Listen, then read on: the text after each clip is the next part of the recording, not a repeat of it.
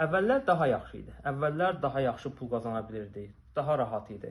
Bu cür ifadələri sahibkarlar ya dilə gətirirlər, ən azından heç olmasa bir dəfə düşünüblər. Buna səbəb zamanın dəyişməsi deyil, buna səbəb biznes mühitinin dəyişməsidir. Çünki biznes mühit hər an dəyişir.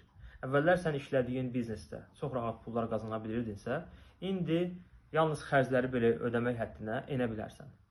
Adi bir misal deyirəm, bizim gündəlik qarşımıza çıxan coffee-shoplar üzərindən. Coffee-shop ideyası yarananda, coffee-shop Bakıda tək tük idi və çox yaxşı işləyirdilər, çox yaxşı qazanırdılar. Buna innovasiya mərhələsi demək olar.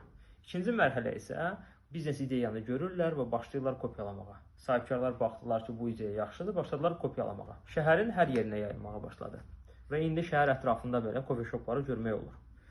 Təklif çoxaldıqca üçüncü mərhələyə keçir. Təbii ki, standartlaşma başlayır.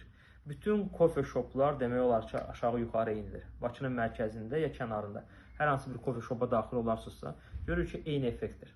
Dördüncü mərhələ isə artıq rəqabət dövrüdür. Standartlaşmış coffee-shoplar arasında rəqabət başlayır. Qiymət aşağı düşməyə başlayır. Qiymət aşağı düşürsə, gəlir də aşağı düşür, marja da aşağı düşür. Artıq sahibkarlar burada deyirlər ki, əvvəllər daha yaxşı qazanırdıq. İndi isə həmin pulu qazanmaq olmur. Və sonuncu, 5-ci mərhələ isə qırmızı okean effekti deyirlər. Qırmızı okean o deməkdir ki, indiki vaxtda coffee-shop açmaq elə də maraqlı görsənmir. Çünki bu ideya mövcud olub, istifadə olunub və cəlbedici görsənmir. İndi isə əziz sahibkar, sizin biznesiniz bu mərhələlərin hansındadır? Bu barədə heç düşünmüsənmi?